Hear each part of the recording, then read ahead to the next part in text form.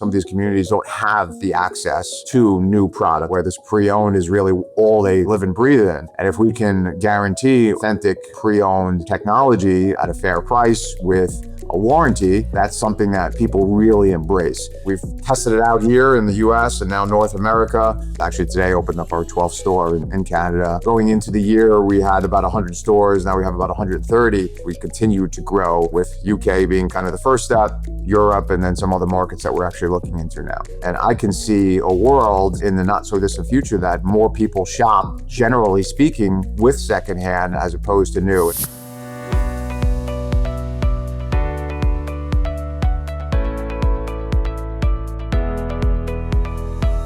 Joining me on today's show is Stephen Preuss, CEO and co-founder of PayMore Group.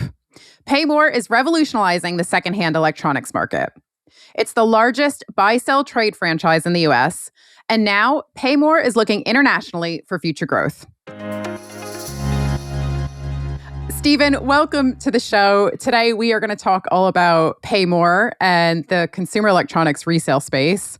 So I think it's probably best if we start at the top. For anyone listening who might not be familiar, and I'm thinking of the international audience here, PayMore isn't a pawn shop and it isn't a typical resale store. So how would you describe it and how is it different? Sure.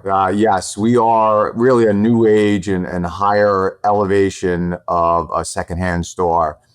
So we buy, sell, and trade electronics. We have traditional brick-and-mortar locations, but we are powered by e-commerce, data, and technology. We also data wipe any products. And as well, we responsibly recycle if there's no value to an item. And whenever I have founders on the podcast, I always love to go back to the beginning and ask what inspired you to launch the business? Like, what was missing in the consumer electronics resale space back in the early 2000s? Sure. Yeah, it's a great question. Even though we've been franchising now for the past several years, our journey started 21 years ago in 2004. My partner, Eric, and I, we got together, formed a partnership, and we opened a secondhand store. Now, this wasn't PayMore. We weren't focused on electronics. We were much younger and kind of going out there to conquer the world. And we opened this secondhand store, and we were taking in all different types of products. Really anything you can imagine that we can take in, either buy or consign, and then flip for a profit. We ran that initial store, and it was a 1,000 square foot store in Long Island, New York, for about 6 years. And I can tell you, Natalie, that we did just about everything wrong. We did a lot more wrong than we did right. But to answer your question, towards the end of that first 6 years, we really started to see what we wanted to focus on. We really saw some clear green shoots, and one of them obviously being electronics. It was our most profitable item collectively, more than anything else we were taking in the store. It was our most volumed item coming in the door. And what really kind of put us over the edge to focus on optionality in electronics is the conversations we were having with our customers coming through the door. Even back then in 2009 or so, 15, 16 years ago, people were really embracing that there was a comfortable place, a safe and secure store that they can come and deal with optionality in the electronic space. Instead of going to an Apple store and spending $1,000 on a phone, now it's $2,000 or $3,000. Or going to a big box store like a Best Buy or similar, and them just getting a gift card and having to buy new again. So they really love the platform that we were giving them to be empowered, to get cash on the spot or buy a pre-owned electronic with a warranty from a place that was giving them a fair shake in a comfortable atmosphere. And then the other part of it was really the secondhand in general. Right? Highly stigmatized. I mentioned pawn shop when we started the show here. And that's what most people think when secondhand comes to mind.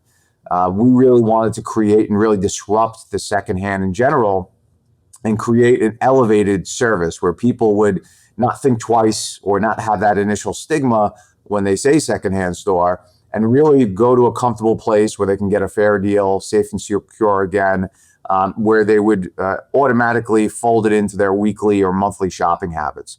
So during that first 6-year run where we had this secondhand store, those are really the two principles that stood out to us. empowering the community to allow them to deal in secondhand with electronics, which is, their most important and most expensive commodity outside of a house or a car. And then really disrupting, and this is a real grand idea that we had then and that we've been executing over the past 2 decades, is really to change the way the secondhand is experienced, infuse it with a customer first approach, infuse it with technology, which has never been done before, with those 2 points in the forefront in the secondhand world. And we took those and then rebranded in 2011 as PayMore with those 2 principles in mind. And that's when PayMore was technically born about 16 years ago in 2011. Yeah, it's a really exciting time for secondhand, isn't it? Like, I mean, I've had eBay on the podcast a few times now. I had Steve Preston, the CEO of Goodwill. He's also been on. Sure. And of course, a lot of legacy retailers are moving into the space and talking about how, they can take part in this, because I think increasingly, buying new is kind of frowned upon to some extent, certain categories more than others. But I think everyone agrees that resale or recommerce has firmly moved into the mainstream. And I think it is a win-win, right? Both in terms of economic and environmental benefits. I'd love to get your thoughts on how you've seen, having been in this business for 20 years, how have you seen customer perception evolve? Yeah, and I think you touched on some of the great points there, either, economically aware or environmentally aware. And we saw it way back when, and it's taken a while for it to catch on. But really, if you look at some of the recent reports, you see that 80 to 90% of people are willing and would like to deal in the secondhand, whether it's through, Christmas shopping or, in general. But 90% of that 80% don't know where to go ahead and execute that secondhand transaction, at a high level.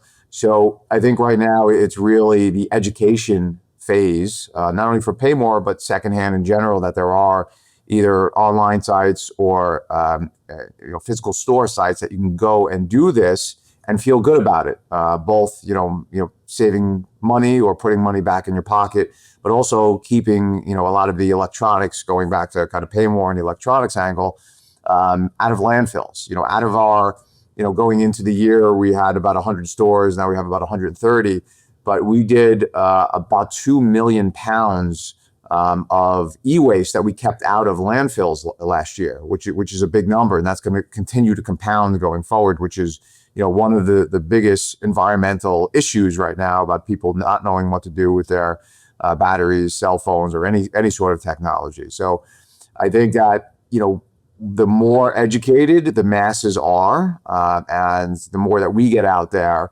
and companies like us, I think this is going to be a natural evolution. And I can see a world in the not so distant future that more people shop, generally speaking, with secondhand as opposed to new. And I think that's why you see a lot of these larger brands now lean into this, because they see that trend as well.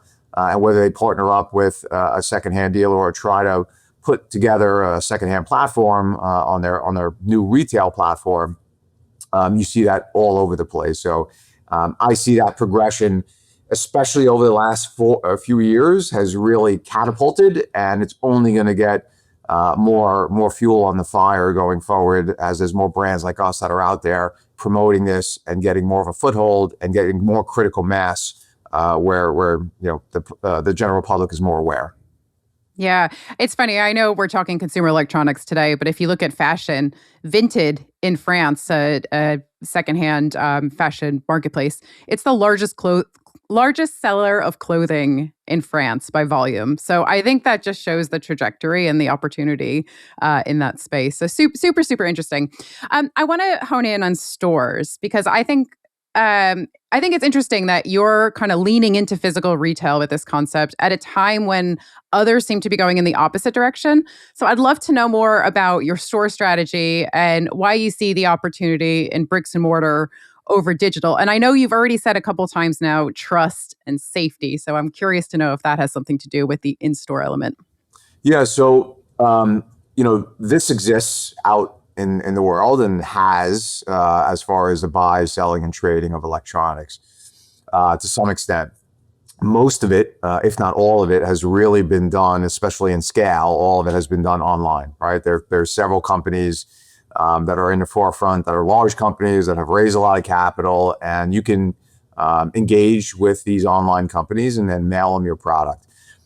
The problem is with that, it's not a very comfortable transaction, right? So you have your important electronics. You have a lot of data on that electronics, and most people are not able to describe, the proper electronic and what's entailed in your phone.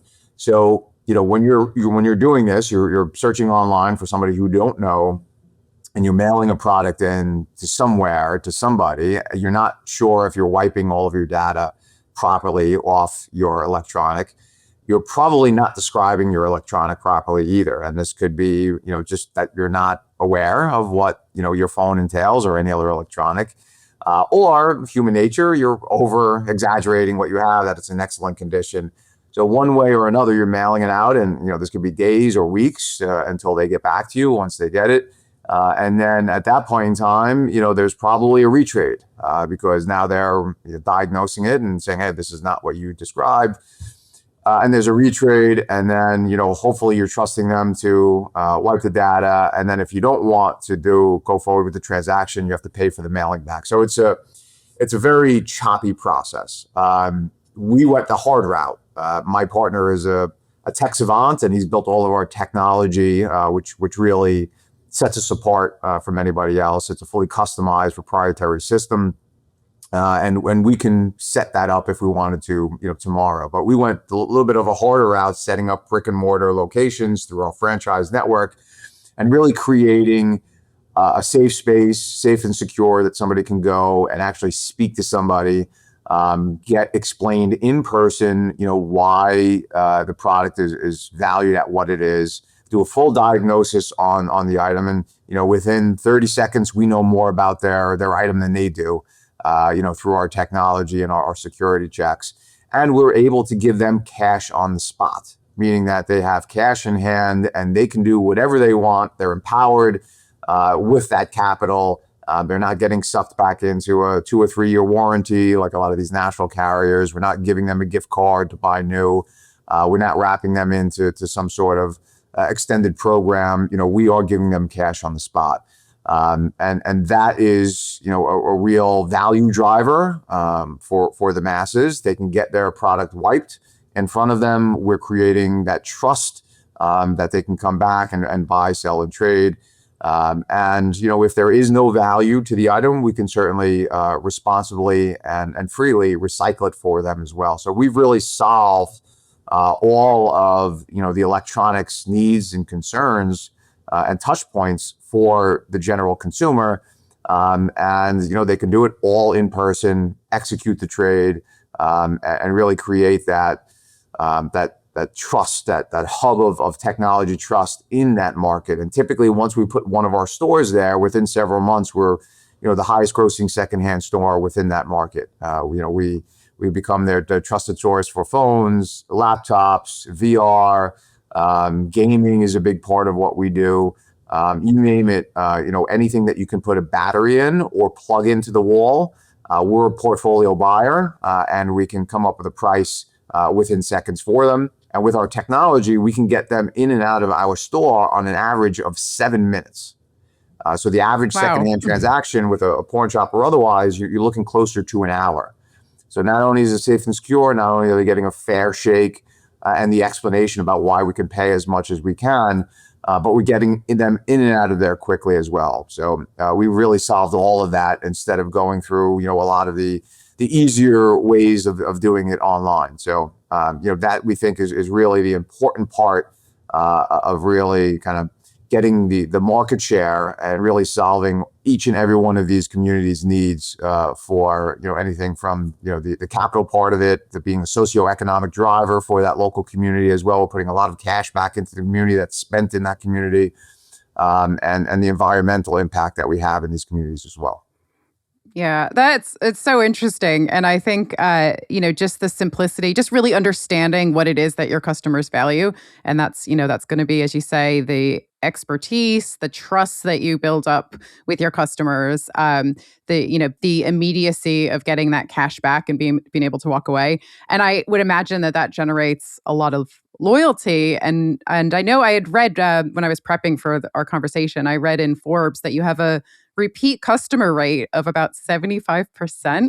And the average in the secondhand world is about 7%, which is just phenomenal. So I was going to ask you what the secret is, but I think you've just sort of explained. So it's just super interesting. I guess when it comes to trust, I mean, do you find that as you build up that trust with consumers, if they're coming in to sell products, do you find they're also going to be repeat customers and looking to buy from you as well, and kind of creating that ecosystem and keeping consumers within that ecosystem? Yeah, great point, Natalie. So, we are, our first and foremost is buying product. And we actually started as, we started in 2011 as PayMore. We only had really our buying side. We didn't have the retail side of our business at that point in time. And then, as the years went by, there was almost like a trading floor where somebody would come in with something and there was somebody online behind them and they're saying, hey, wait, if PayMore is paying, $50, I'll give you $52. And this happened over and over again. And I looked to Eric, I said, we really should exploit the retail side of these, not just the buying, but also offering, the full circle of retail to our clients as well. And we actually took the lease for the next store over and, made a full service store. And it's been, a real boon for us. That has elevated now to about 25% of our business has been retail, even though, again, we're e-commerce driven and, over 80% is sold, products are sold through e-commerce, through our platforms or otherwise.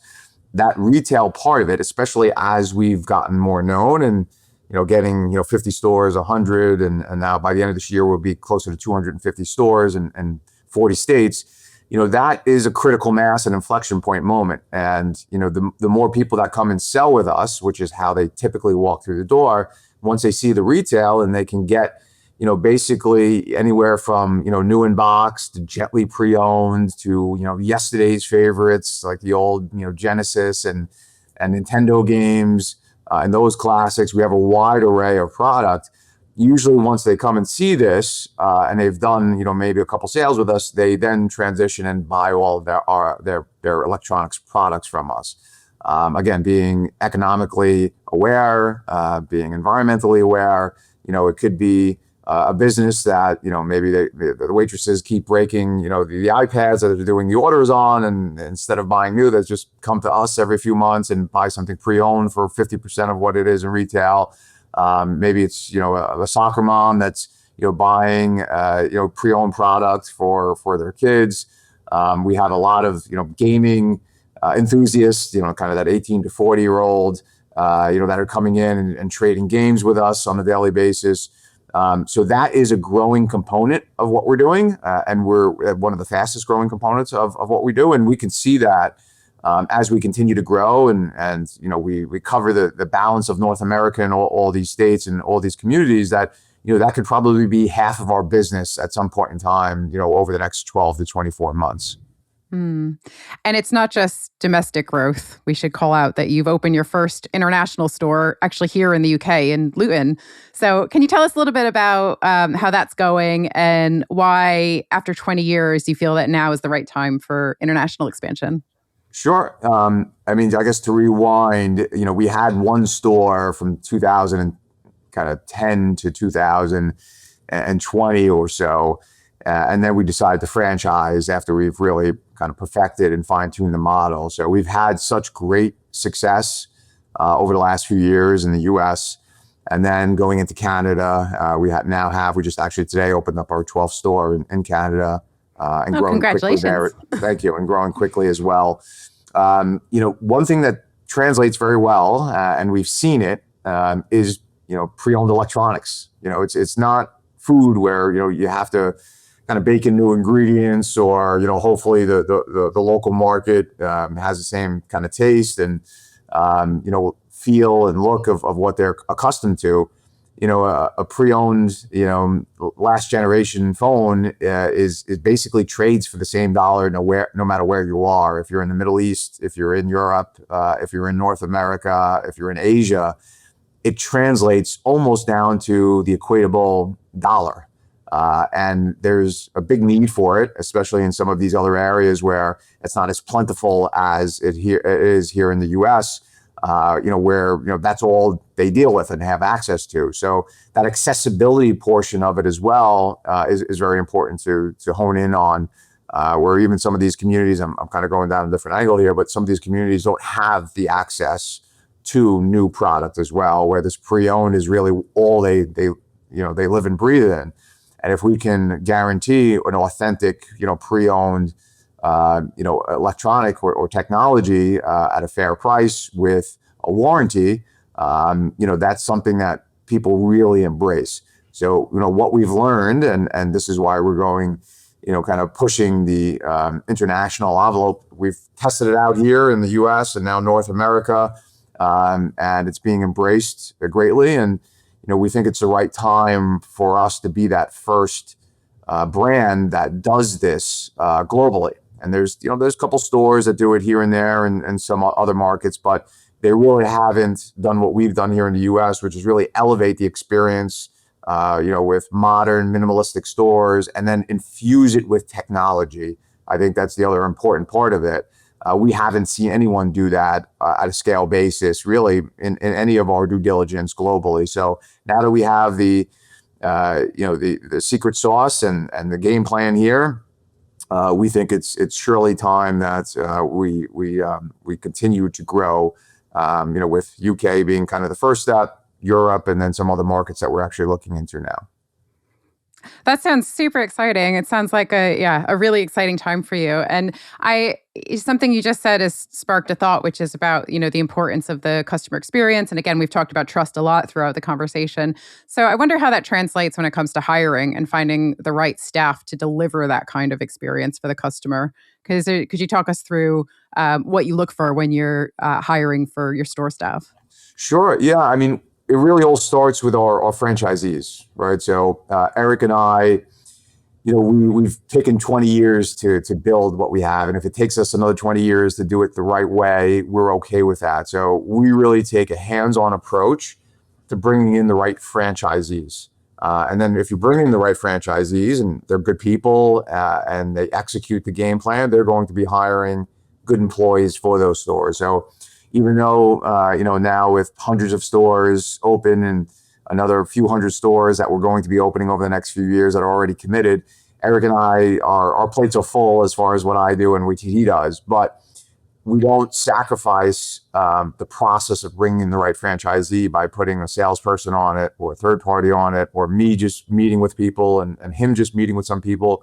Eric and I have made a firm decision that we're going to basically interview and be the ones that are wholly interviewing our franchisees, whether it's on the initial call, whether it's a discovery day where they come and find out a little bit more about our model and meet Eric and I in person. In fact, Eric and I have met in person every single franchisee that we've allowed into the system. And that process with me and him being hands-on that part of the overall franchise process and building this business has allowed us to bring in very good people into the system that we know, that we trust, and that we are really, I guess, behind or enthusiastic about them maintaining the brand awareness and kind of the quality control of the PayMore brand. So we think that we've done a good job bringing the right people into the system. And then, we're highly involved with all of the processes and our support staff here to be able to train up all of the staff. I think, it's also important to note that, why we have such a high execution rate when people come in, over 90% of the people that come through the door, they actually do a deal with us and then they're coming back, 70 to 80% of the time. That's a huge and sticky process and having people return at that type of rate. The people that work for us within the stores, again, hiring the right franchisees, we then hire the right staff. they really love it. They're passionate about electronics. Maybe they have some other options where, maybe they work in a QSR and, making food, or, working at an oil change place, which is a heavy lift. There's not a lot of passion behind that. But with technology, and, we have a lot of 20 somethings and 30 somethings that work in our store. It's almost rhetorical to say that, they're enthusiastic or like, electronics or gaming. And for them to be in the stores and really, working with what they grew up with, and that they have a passion for and they know well, they really stick around for a long time. Our average, labor, lifetime is in the years so far. And, they're empowered. We only have 4 people in a store. So you have a few people in the front, going through the deal executions, and then we have a few people in the back, listing and cleaning and shipping the technology and electronics. So they're passionate about it. They're interested in it. And because we only have, a few people in a store, they really have their own departments, right? So they're empowered that way. And then they see, obviously, the growth of the company. So I think a lot of that has to do with the high level of execution of our stores. I mean, if you look at our ratings online, we have almost a 5.0 basically across 120 stores, which is unheard of. I think it's 4.8 on average as far as our ratings reviews. And especially for the secondhand world, which is typically a 2-star industry at best, we really take pride in, again, bringing in the right people, whether it's the franchisee, and then really empowering our employees in the stores to do the best job they can, to deliver the best customer-friendly approach and process. Yeah, super interesting. And I think what's really clear is just the clarity that you have around the business model and just how differentiated it is. And I think a lot of times I get asked, what makes for a successful retailer, especially, there's so much disruption at the moment. And one of the first things I always say is just, what is your reason to exist? How do you differentiate from your rivals? What's the value you're offering your customer? Who are your customers? Because you can't be everything to everyone. So I think it's been really clear from this conversation that you have a very differentiated model, and yeah, just really interesting to get your views. Before I let you go, Stephen, I do have one final question for you. I always like to do a little bit of future gazing, and I usually ask my guests about their views on 2030, although that doesn't feel like it's that far off now.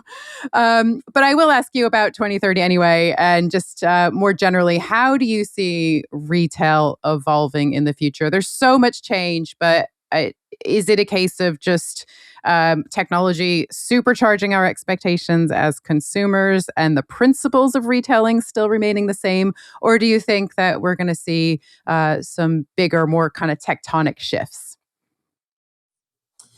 I've seen the retail world change. We all have. I think we've been in it. We've experienced it. There are a couple, clear paths with experiential retail, and kind of the bullying of, not needing retail stores. And obviously over the last several years, especially without a lot of new development of retail, the existing retail is as desirable as ever, especially in better quality centers, if you need to be in that sort of retail and AAA or kind of B+ locations. I think that a lot of the change has happened. Obviously, you have these buzzwords like AI and things of that nature, which will continue to change some of the back ends of the retail. And you may see a minimization of what, floor plates or square footage that a lot of these, companies need, whether it's kind of banking or otherwise, or QSR, where you see kind of a minimization where, they needed 5,000, 7,000, and now they're taking, 1,000 to 3,000. So I think that will continue to happen, where you'll see a lot more chopped up space as opposed to maybe some bigger boxes or medium boxes. But I think one thing that we've seen over the last few years is that, most companies will need and want to have that physical presence, to have that connection with the consumer. Some companies don't need it, but I think for the most part, whether it's a little bit less than what they have now, or minimizing on future forecasts, that physical presence, and we've seen it I mean, we've kind of tested that out, right? Us compared to fully online sites, and we beat that out every single time. So people will need those physical experiences and options for clientele, and it's really going to be a balance. How much can you do online versus how much do you really need for retail? So companies will continue to try to perfect that balancing act over the next several years. But the majority of retail and kind of service-based online sales will continue to need some portion of retail. And it's very competitive out there. We're signing leases almost daily now, and there still is a lot of competition. It's a couple different names and faces out there that are expanding. But overall, I don't see any tectonic shift in retail to 2030, but more so kind of fine-tuning the balancing act and some revisions on square footages or store counts or where really you need to be. Yeah. I think physical retail is very much alive and kicking. I think that's that's certainly true. Stephen, it's been so great to have you on the podcast, and best of luck with the expansion. Thank you so much. I had a lot of fun today, Natalie. Thanks for having me. Thank you for listening to Retail Disrupted. If you enjoyed this episode and would like to support the podcast, please leave a rating or review or share it with others. It really makes a difference.